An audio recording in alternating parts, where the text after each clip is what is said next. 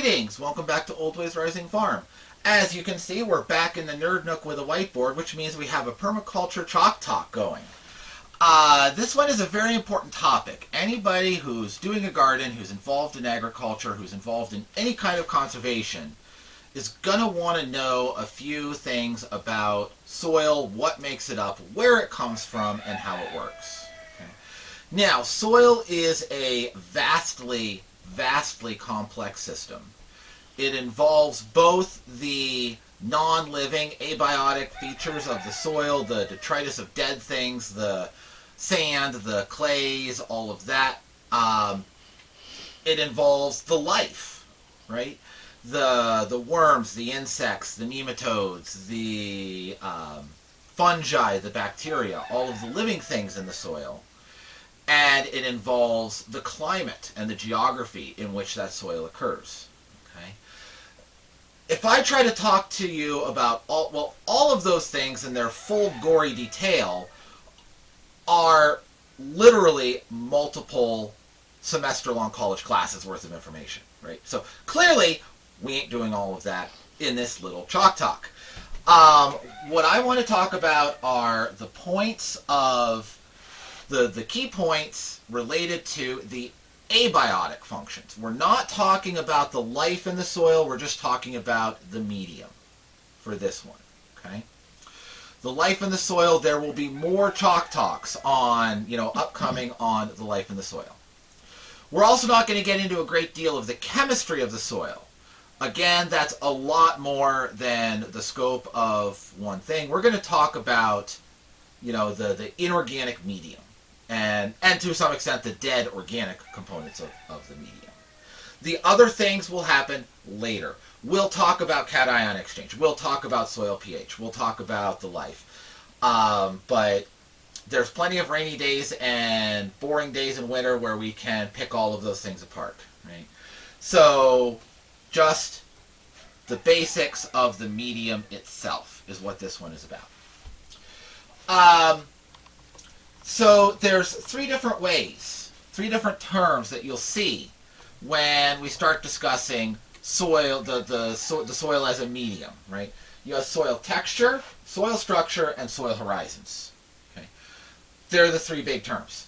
They are related to each other. It's darn hard to talk about any one of these in isolation because they all very strongly relate to each other. They relate to the chemical environment and to the biology, right? So it's really hard to be too reductionist about this. But even though they are similar, they are related, they are still in possession of their own definitions. Okay? So we'll start with soil texture. Soil texture is simply the ratio of sand,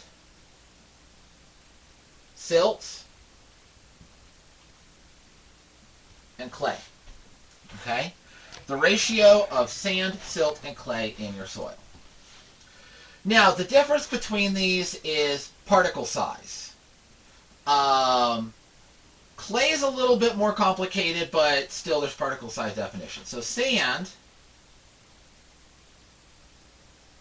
is a mineral granule with a particle size between 2 and 1/2 millimeter. Okay? When we get smaller than 1/2 millimeter,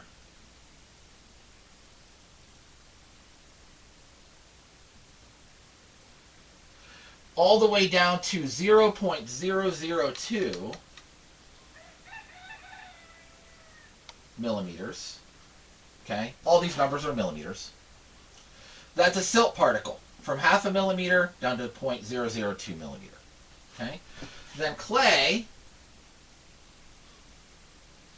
is less than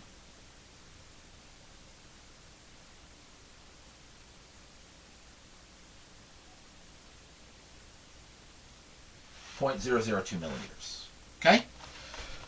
So sand is big, silt is small, and clay is truly tiny. Now, that's all so far so simple. The problem is there's also a chemical definition of clay. It has two definitions. One is the size. The other is the chemical definition. So a clay, by the chemical definition, is a group of 7 to 9 families of minerals, depending on whose taxonomy you're reading. And there's some lumpers and some splitters out there, right? So 7 to 9 large families of clay minerals, okay?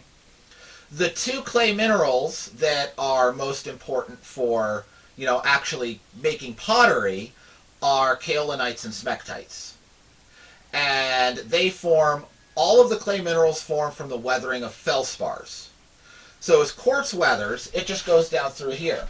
Sand, a boulder of quartz gets crushed into gravel. That gravel gets crushed into sand. The sand gets crushed into silt, and the silt can get crushed into clay-sized particles. Right? But it's still not chemically a clay. It's size definition of clay, but it's not a clay mineral. Feldspar weathers differently. It weathers chemically. Yes, it can get crushed smaller and smaller and smaller, but it also undergoes a chemical change in the presence of water. And then depending on the rest of the chemical environment and how much heat and pressure is around determines what happens as it's getting converted to the clay mineral family. And what other impurities are in the area determine where it ends up in the clay mineral family, right? So I said that the smectites and the kaolinites are the most common. So an example of this is if your feldspar is a component of volcanic ash and it's weathering in a marine environment, it's going to end up bentonite, which is in the smectite family, okay?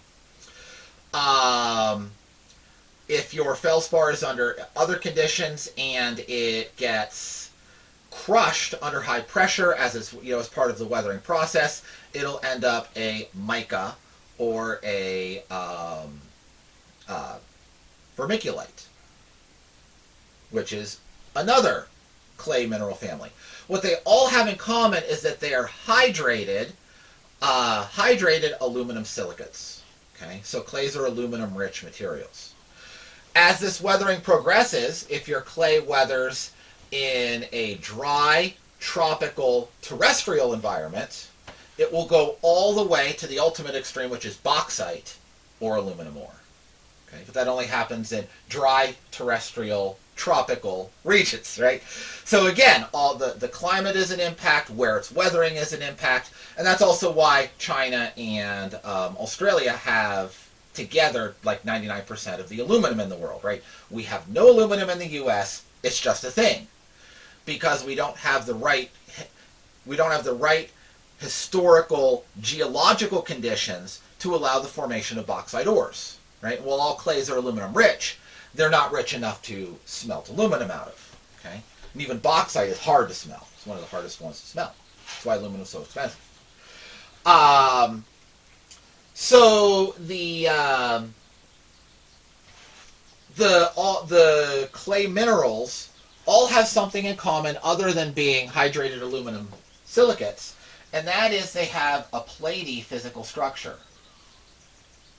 Okay? So a glob of clay is a stack of these plates.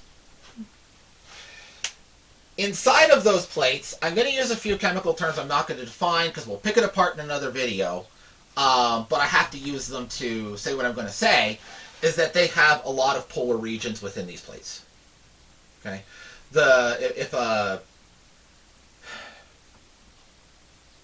How to phrase this for this video. If a chemical entity is polar, it can interact strongly with ions. That's all you need to know for this one. Again, we'll do cation exchange in its full gory detail some boring day in the middle of winter. But for now, if it's polar, it can interact with ions. We'll leave it there for here. So these are platy, so they allow ions, i.e. the nutrients that plants need, to get in and stick. Okay? They also, because they're polar, interact very strongly with water molecules. Okay? As water molecules get into these plates, they force them to expand. They carry nutrients in with them. As they dry, they contract. This is why If you see soil that has mud cracks in it, that's high clay, and that comes from the expansion and contraction of these clay particles. It also allows these clay particles to interact with water so strongly that they can form a colloid. Again, chemical term, gory detail for another day. It just means they take 5 ever, as one of my good friends would say, to settle out. Right? Good enough for this video. So clay, the mineral, will interact with water and with nutrients differently from something which is clay by particle size, but not a clay mineral. That's why it's important to have this distinction as part of it. Okay? So this is your soil texture, the ratio of sand, silt, and clay. Okay. Next thing, soil structure. Okay? Soil structure is determined by the interactions between these things.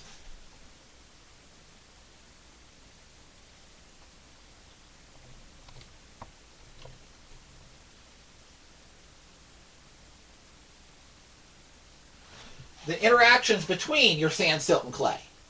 Okay? Now, think about how this works. If your soil is just hard globs, right, they can only pack so tight.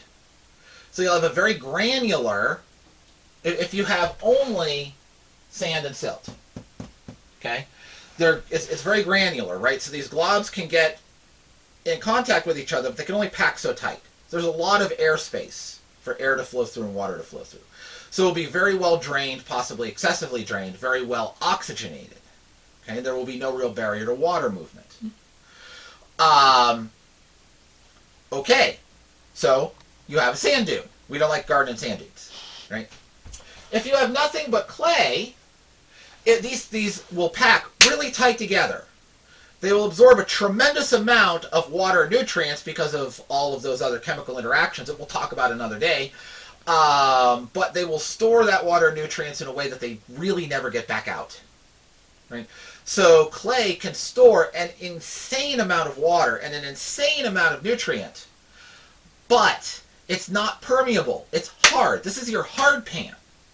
Hard pan is extremely nutrient rich, but farmers hate it because plant roots can't penetrate it, and it never, even if they can get in contact with it, it never lets those nutrients back out. Right? So that's your blocky, massive, and platey soil structures. What we really want is in between. We want a mixture of clay along with our sand and silt, along with organic material, dead carbon. Okay?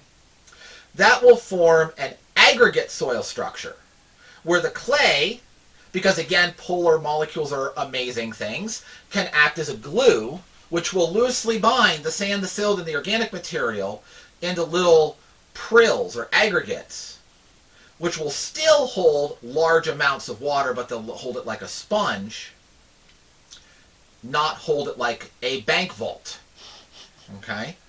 We want a sponge, we don't want a bank vault. Okay? Clay by itself, it's a bank vault, right? A blocky, or not a blocky, but a, real irregular aggregate structure. This is your nice, loose, fluffy dirt that everybody wants in their garden. Okay? That's what we want. And that requires a nice mixture of sand, silt, and clay and organic matter.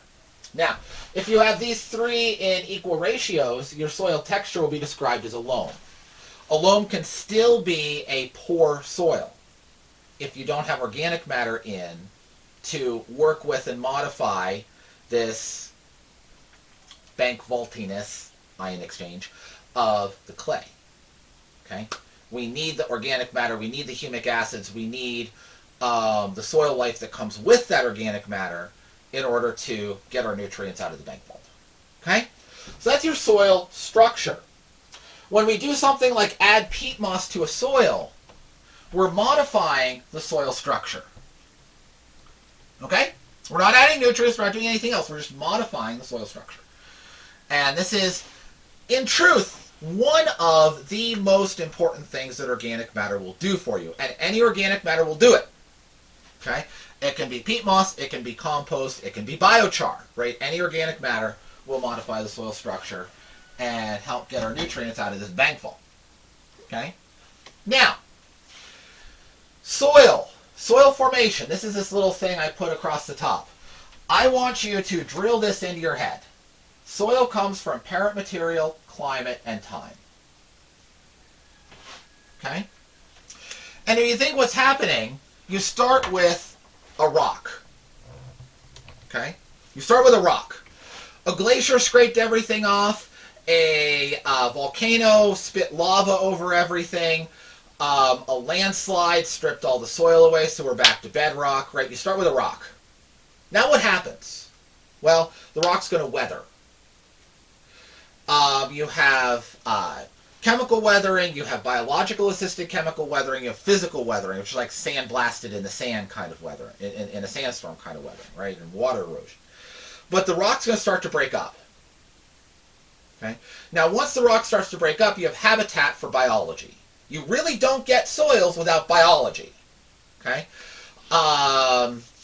It's really in the Devonian where the first forests form, and with them the first real pedogenesis, or soil formation, comes along with the first soil, the first forests.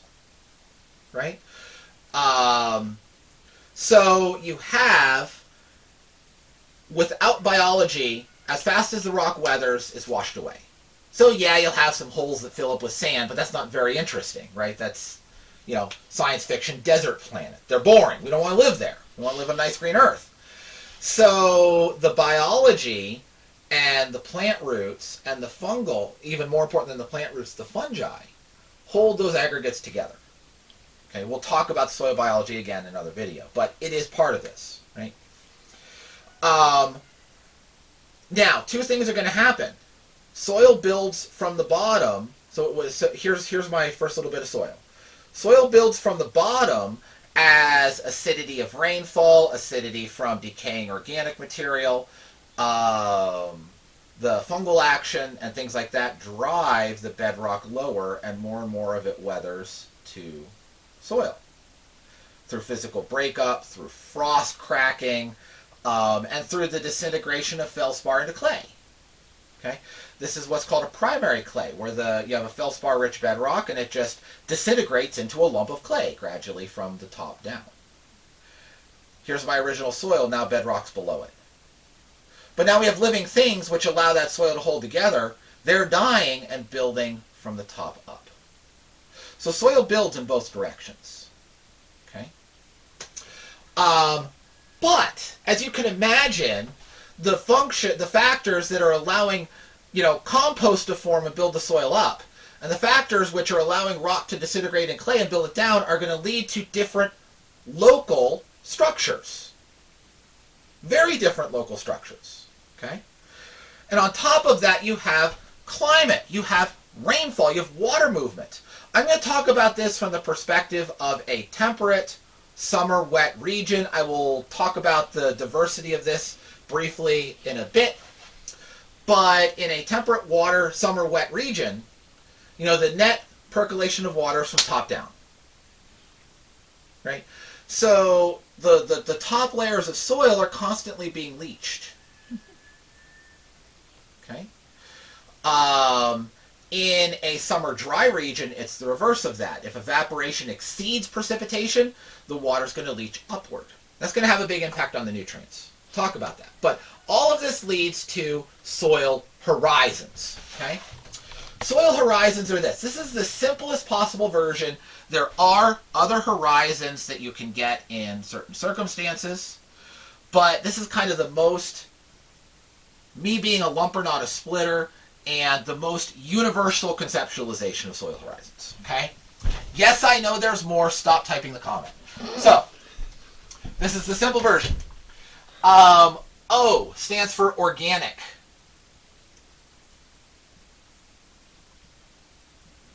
Okay? This is the detritus layer. Detritus is dead stuff. Okay? This is your leaves and your sticks and your twigs and all of that that is not fully turned into compost or been fully mineralized. Okay? Again, there are subdivisions of this. You can have a detritus layer You can have a mixed layer. You can have a you can have a starting to become mineralized layer. There are splitters that will split O into multiple layers. Okay? But this is your organic layer, broadly defined. A, this is your topsoil. Okay?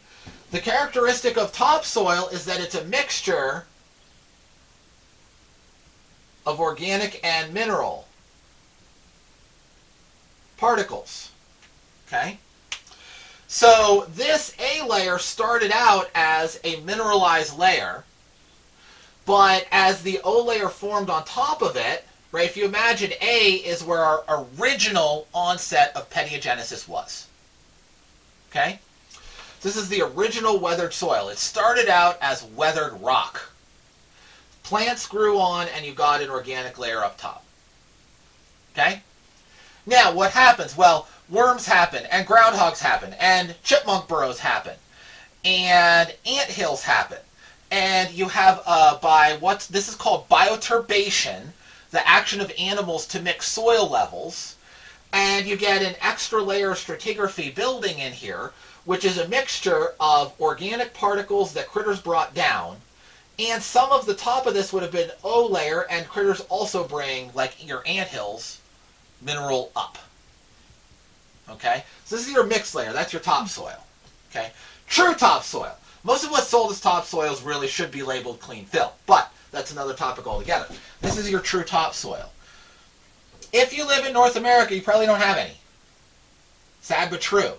Our soils are so heavily depleted that this is mostly gone in most places that are heavily habited. Okay? If you get up into, somewhere in, the Arctic, well, there you have different soil conditions anyway because you have permafrost. But if you get in an area where nobody's been and nobody's logged, you might find a true topsoil. It's almost non-existent in the heavily populated northern hemisphere. Okay? Talk about why. But that's a true topsoil. Now, your B layer is your layer of maximum leaching.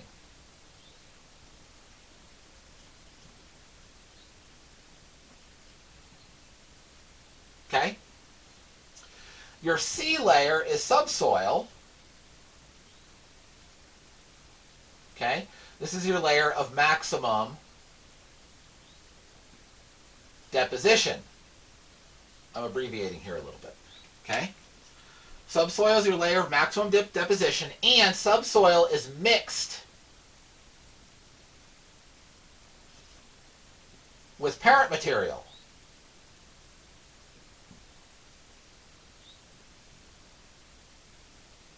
i.e. rock. And then your R layer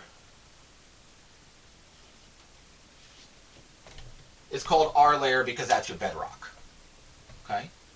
So this is rock, is your parent material. Okay?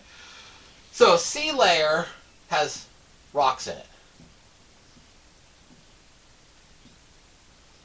Okay? Now, this is a complete soil profile. Again, I am simplifying. A lot of soil profiles will be described as an E layer, which is again has to do with leaching. So if you have an excessively leached layer as a subset of A, it will be called an E layer. And there are ways to split all of these into sublayers. Right? I'm not going there. This is the simplest possible way to describe this. Now, you probably have a little bit of an O layer. Okay?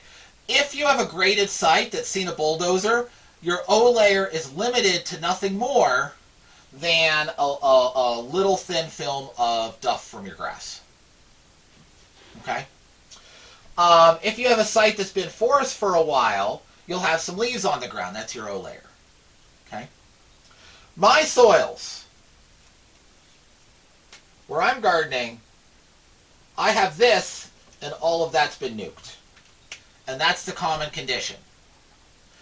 If you have a graded site, a home site where the whole thing was graded with a bulldozer, You have this, and all of that's nuked. If you have rocks at the surface, you're already into sea layer. That's how badly abused most of soils are in the heavily populated northern hemisphere. Right? It's sad. Everywhere that the Dust Bowl happened, you're at the green line. The Dust Bowl took all of the O layer, all of the A layer, most of the B layer, and you have this or that condition. Okay? My soils are a former potato field. Didn't Dust Bowl, but we'll talk about our soils here in a minute. Our soils are a silty loam, which is very erodible. So since potato agriculture is constantly tilling and hilling and retilling and rehilling the soil, it's exposed to erosion all year. So it's all the way down. I have about a foot of B layer and then it's into C, which is better than most suburban soils that have been graded. At least I have that. But in, I live in the Allegheny Highlands. It's a very broad region, which, from the Finger Lakes of New York all the way down into West Virginia. Those kind of the boundaries, and it kind of blurs into the Blue Ridge. But it's all fairly similar soil. The difference is glaciation from the top to the bottom. But I remember, I grew up south of where I currently live. I remember hearing stories when I was a grad student and working at an agricultural store. I remember hearing stories from the grandparents who were, the grandparents' generation then, talking about stories they heard from their grandparents about soil fires. Okay? So 150 years ago, the red line is what I currently have. 150 years ago, just the O layer was a meter thick.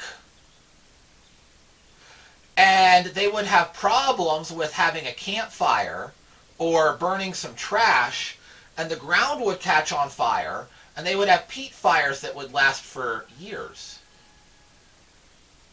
Because here in the Appalachian Mountains, the O layer was a meter thick. But as soon as you start to plow it, this organic matter mineralizes very quickly, and a meter of O layer will disintegrate into about an inch of A layer once it's plowed, let alone being burnt. Okay? Think about, a 1 foot thick, a 1 meter thick stack of cordwood, and you burn it. How much ash is left? That's how much A layer you get out of it when it fully oxidizes. So just plowing alone will oxidize the O layer. And then because A is usually silty because it's got a lot of oxidized O, and silt is not going to have this platy structure, A is almost universally very erodible. So it's gone. And after you give it 2 or 3 decades of agriculture, assuming nothing else, you're going to oxidize this to A, and then the A is going to erode in 100 years, or 10 if you have a Dust Bowl event. And now you're working on the B. Okay? So we probably had lost a meter of this, lost a meter of this, lost a meter or 2 of this, and now we just have the dregs of the B. And this is what 150 years of plow agriculture has done. And the same with timbering. Clear cut, same deal. Okay? So the steep slopes that weren't turned into agriculture were clear cut. So again, the O and the A nuked. They still have most of the B, and now we're starting to rebuild O. Okay? It takes centuries to reestablish this profile. And you cannot, you can mimic it with brute force, but it's a lot of work. I have a video that I'm also working on this weekend showing you how to do this. It's, hugoculture basically mimics this by forcibly rebuilding a thick O layer. That'll be in a separate video. You can watch for it. But you cannot truly reestablish all of this without centuries of restorative management. Okay? There's no shortcut to truly rebuild this profile.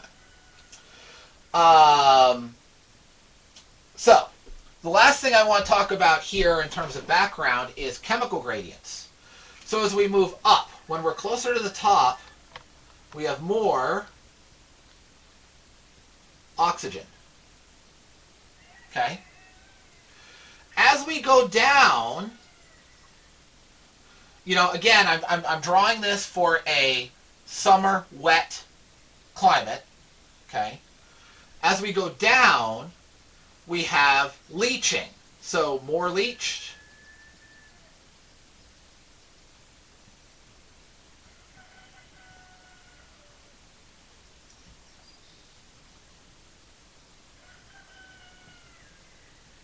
Okay?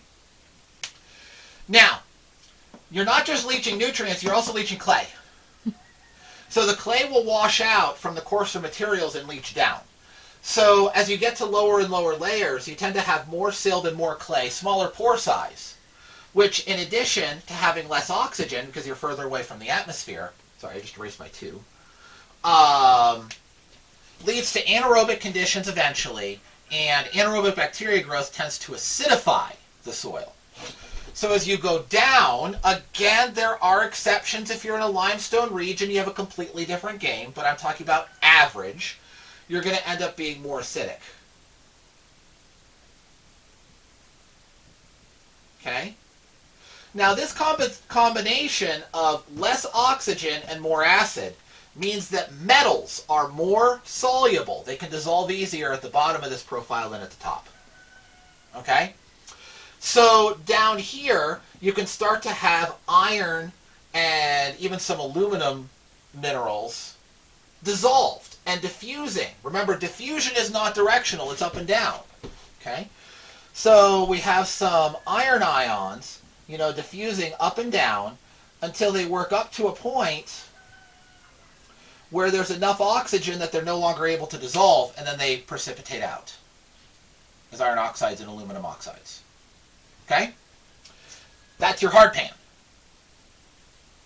That's what cements the soil into a hard pan. Okay? So you have this chemical gradient. Toward the top, you're going to have more oxygen. So more oxygen means any iron is going to be iron 3, which is red iron.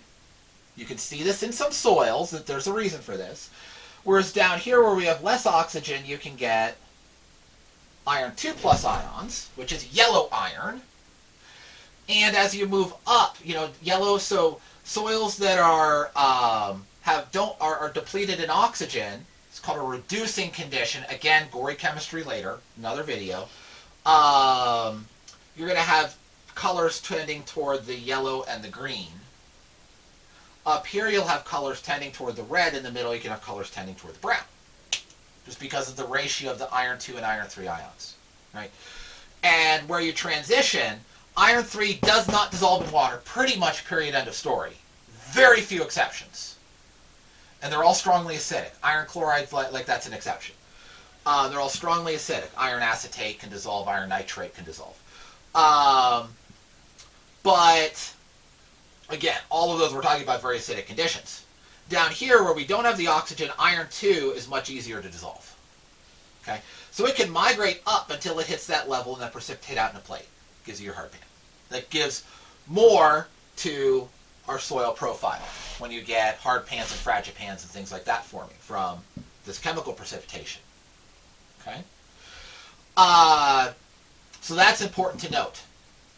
Now, what changes when we go to a summer dry region is that this arrow is reversed.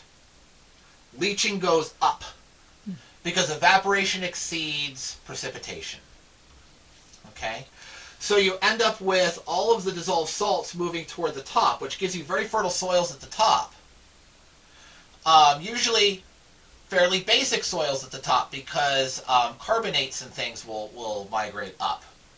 Right? In some cases in desert regions you get what's called caliche, which is basically limestone forming as globs in the upper soil horizons because so much of the calcium carbonates are being leached up rather than down. Okay? This is why arid regions have such rich soil. When you irrigate them, you get very easy, very good agriculture because over the millennia, all of the nutrients have been concentrated in the top layers. but then you have to maintain irrigation, which is its own issue. Whereas in summer wet regions, it reaches down, you don't have to irrigate, but you okay, hon? Mm-hmm. Yeah, okay. You don't have to irrigate, but you end up with depleted nutrients at the top levels. Okay. This nutrient depletion is accentuated in the tropics because it happens all year. Right? So if you're driving, again, I'll use North America as an example. If you're driving Route 81 north and south, once you get down through lower Virginia, everything's red. And that's because at that point, you're starting to have leaching possible year-round because you won't consistently freeze the soils in winter. So you start to get into tropical soil types. Yes, I know it's not true tropics, but if you're leaching all year round, you're going to have that effect on the soil. Okay? You're also going to oxidize the organic matter faster. When you oxidize the organic matter faster, you end up inhibiting your ability to form beneficial soil structures. Are you okay, hon? Yeah. Okay. So that also happens in those climates. Okay? Now, we want to talk about being able to suss this out in our own soils. So we're going to take a break here. I'm going to go out. I'm going to show you a little bit of taking some quick and dirty, pun intended, soil samples, and we'll look at how these things sort out in my soils. I'll see you in a couple seconds outside. Okay, I'm outside and in a hole. And in a hole is where you want to be when you want to look at your soil horizons and evaluate your soil texture and structure and all of those things. So this is a trench that I'm digging and going to be double digging in preparation to put in a Hugo mound in this region. But I chose this as an opportunity to talk a bit about soil horizons because you can really see it here, the transition between two different soil horizons. If you look at what I've uncovered down here, this soil is a brownish color.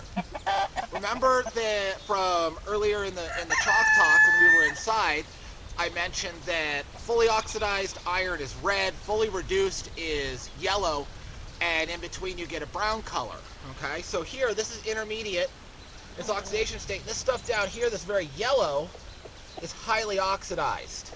Okay, now our soils here are primarily a silty clay, a very highly erodible silty clay.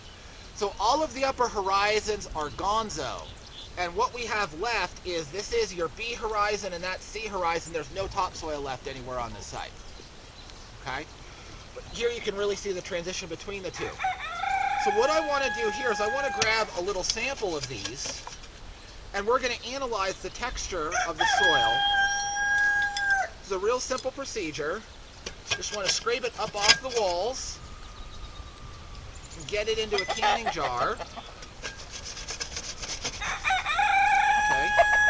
Fill the canning jar about a third full. Okay, just like so.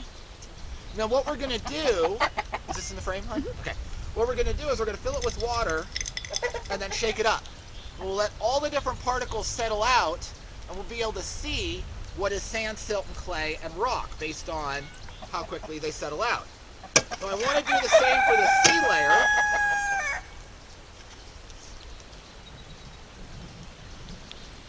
And we'll look and see how they're similar and different.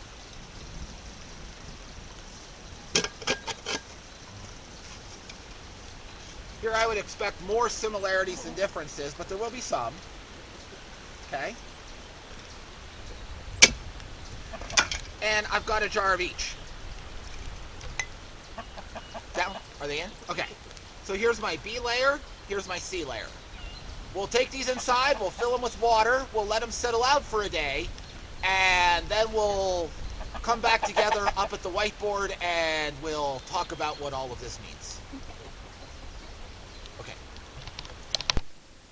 Okay, we're back. Now, those soil samples I collected about 2 hours ago or so. When you do this, you want to take your soil sample, you want to put it in a jar, you want to give it a good shake, and then you want to let it sit for 24 to 48 hours. So I am rushing this. I want to show you the procedure. It's going to be hard for the camera to pick up the fine detail that you'll see when you look at it anyway. Okay? But I want to show you how you can use this to start to learn some things about your soil. If you really want to see how your soils fractionate out, in the sand, silt, and clay, the professional way to do this is with screens that have different pore sizes. You would dry the soil, you would screen it, and then you would weigh each fraction. Okay, but this is a quick and dirty way to see what you're working with. So, I've drawn some marks on these. The bottom is the rocks and the sand. Okay, when you put this in water and give it a good shake, the sand settles out almost instantaneously. Okay, there's a little bit of water resistance as it goes down, but it just crashes to the bottom of the jar. Then the next layer, you can see it didn't quite settle out evenly, which is why it's better to do this with screens. This next layer, that's my silt. Okay, you can really see it, like down here. There's the sand and the silt on the back of the jar. You know. So, when I say this is a quick and dirty way to do it, it's a quick and dirty way to do it. And the reason on the front here, there's some big rocks right there. There's a big rock. There's a big rock. There's a really big rock. And those big rocks kind of lifted up the level. So, that's the sand and the gravel. Then this is the silt. And then above it, so far there's only about 2 or 3 millimeters of clay on the top. But you can see this is still very, very murky. That's that clay colloid. That's these clay particles, these flat, platey clay particles with their strong interactions with water. Okay? And because they have those strong interactions with the water molecules, there is a tremendous amount of resistance to them settling out.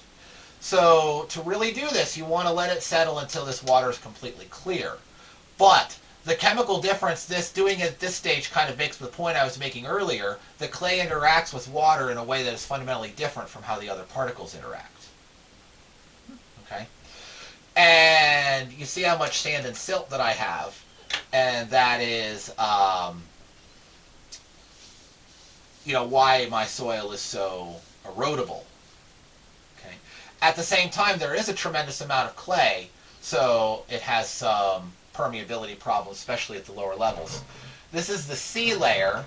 Again, the rock where I wrote the sea, it clumped up real bad. This is more even though. Okay. The big difference between the B layer and the C layer in my soils isn't so much the overall soil texture, it's how much rock is in it and the chemistry. You can really see the color change and different leaching environments between the B layer and the C layer. Okay, so and there are some places that have hard pan. So that's the chemical difference is more noticeable than the soil texture difference, other than the more rock. If you're reading soil surveys of like a site, if you're buying a house or trying to research a property you've already purchased, and you start reading soil surveys, chainery is a term that means rocky. So they won't say rocky soil, they'll say chainery soil. That's what it means. So my C layer is a lot more chainery than my B layer, and the C layer has a bit more clay in it, which you won't see until this is completely settled. So higher in clay because of the leaching, and more chainery because it's close to the bedrock. Okay. So that's a real quick way to kind of get a handle of what you're looking at if you don't know anything about your soil. The organic layer floats. And I can see a couple of little root pieces which I suspect fell in from above. There is no organic material in this soil. Right? Everything up here has fully oxidized out. Okay? Now, the reason this is so silty is I mentioned that tropical soils are special because they leach all year. Arid soils are special because they leach up. Here in the far north, from Finger Lakes region, Ohio, Montana, northern Washington, kind of around that latitude all the way around the globe where you had the glaciation. Our soils are special because they're very, very young. So we have a lot of clay in the soil, but we also have a lot of silt. That silt will eventually weather to clay, but because that silt is ground up rock, geologists call it rock flour. So the glaciers just churned the rock into a silt particle size and sometimes even into a clay particle size. And that abundance of rock flour is a characteristic feature of, soils in New England, Canada, and, the northern border of Canada and the United States, right, as well as northern Europe and Asia. Everywhere the glaciers went, you have young rock flour-based soils, and you're seeing that in this soil texture. So that's where climate comes in. This soil horizon diagram, like I said, is very generalized. There can be climate effects that radically modify it. Okay?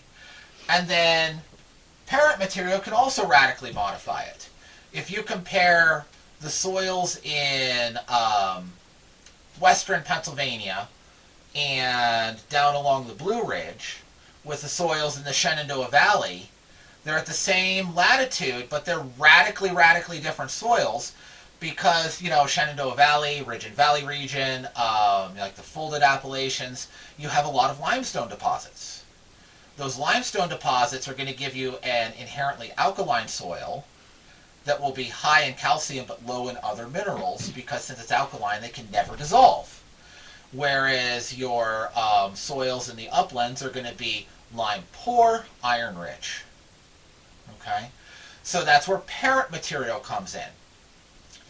And then all of this is, of course, modified by the biology.